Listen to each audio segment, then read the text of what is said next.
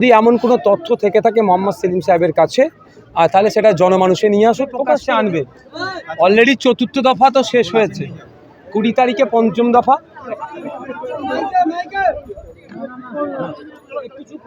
তার 25-এ মনে আছে, আর 1 তারিখে। আর কবে করবে? যদি এমন কোনো তথ্য থেকে থাকে মোহাম্মদ সেলিম সাহেবের কাছে তাহলে সেটা জনমানুষে নিয়ে আসুক, প্রকাশ করে দিক। তবে একটা কথা বলি, আমাদেরকে এই ধরনের কথা বলে আমাদের আন্দোলনকে আটকাতে কেউ পারবে না।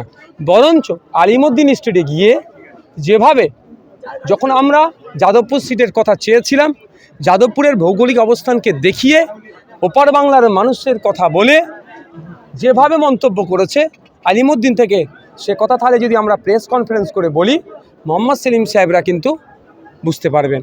যখন আমরা সিটটা চেয়েছিলাম, বসিরহাট সিটটা চেয়েছিলাম 1952 সালের থেকে তথ্য তুলে যে কথা আমাদের বলেছিল, প্রার্থীর পরিচয় নিয়ে যে কথা বলেছিল, সে কথা যদি আমাদের যারা ছিল তাদেরকে দিয়ে যদি প্রেস কনফারেন্স করে বলায়, তাহলে কিন্তু মুখ লুকোবার জায়গা থাকবে না।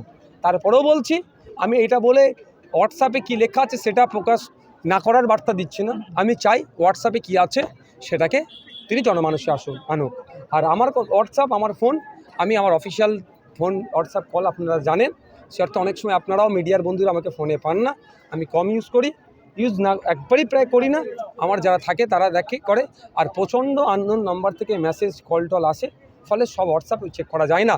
কেউ যদি জোট করার সদিচ্ছা থাকে, হোয়াটসঅ্যাপে একটা টেক্সট করে দিলে জোট হয় না।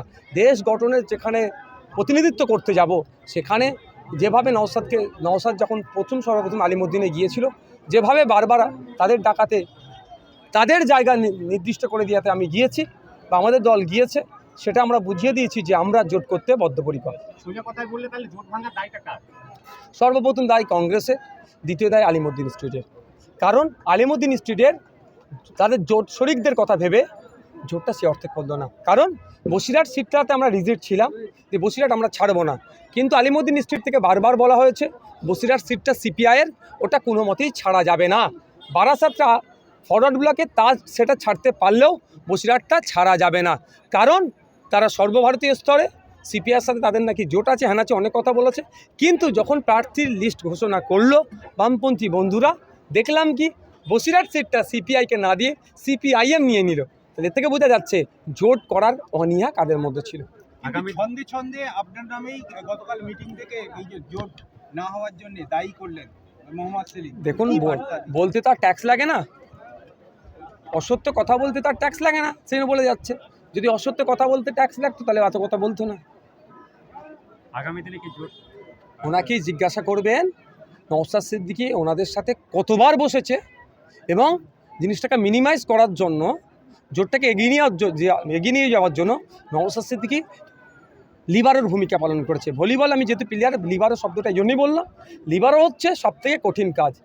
ওপোনেন্ট থেকে যত অ্যাটাক করবে, লিবারোকে সবথেকে ভালো দিতে হবে। একটু ভুল বল খারাপ হলে সেটারের হাতে না গেলে সবাই মিলে খেঁচাখেঁচি করি আমরা। তো লিবারোর ভূমিকা পালন করেছি, তাও হয়নি। শেষে দেখছি যে এই বাংলাকে বাঁচাতে হবে, বিজেপি তৃণমূলের হাত থেকে বাংলাকে বাঁচাতে গেলে নিজে এখন ইউনিভার্সাল হয়ে গেছি। নিজে লিবারো, সেটার, অ্যাটাকার, ব্লকার, ইউনিভার্সাল হয়ে গেছি আমি এখন। আপনাকে কি ডায়মন্ড হারবার থেকে দাঁড়ানোর কোনো শর্ত দেওয়া হয়েছিল? দেখুন, কে শর্ত দেবে, সেই শর্ত মেনে আমাকে দল তো চলে না। আমরা তো কোনো দলের শাখা সংগঠন নয়, বা কোনো ফ্রন্টের মধ্যে তো, এই লেফট ফ্রন্টের মধ্যে তো আইএসএফ নয়। আইএসএফের কোন প্রার্থী কোথায় দাঁড়াবে সেটা আইএসএফের রাজ্য কমিটি ডিসাইড করবে। আগামী দিনে কি জোটের বার্তা তখন আমি তো এখনও বললাম, আজকেও স্টেজে বললাম, বিজেপি তৃণমূলের বিরুদ্ধে লড়াই করার জন্য সর্বোচ্চ আমরা রেডি আছি। তবে হ্যাঁ, আত্মসম্মান বিকিয়ে দিয়ে নয়। বিজেপির ভয় দেখিয়ে কেউ আমাদের সিট সংখ্যা কমিয়ে দেবে, তৃণমূলের ভয় দেখিয়ে কেউ সিট সংখ্যা কমিয়ে দেবে, ওই জোটে যেতে পারবো না। আত্মসম্মান বজায় রেখে কেউ যদি বন্ধুত্বের হাত বাড়ায়, অবিজেপি অতৃণমূল এবং বিজেপি তৃণমূলের বিরুদ্ধে লড়াই করার জন্য, অবিজেপি অতৃণমূল যারা হাত বাড়াবে বন্ধুত্বের, আর লড়াইটা হবে বিজেপি তৃণমূলের বিরুদ্ধে, আমরা প্রস্তুত আছি হাত বাড়ানোর জন্য। এই মুহূর্তেও কি জোটের আর সম্ভাবনা কোথায়? আচ্ছা, গতকাল যেটা দেখা গিয়েছে ভাঙড় 2 নম্বর ব্লকের ভোকালি 1 নম্বর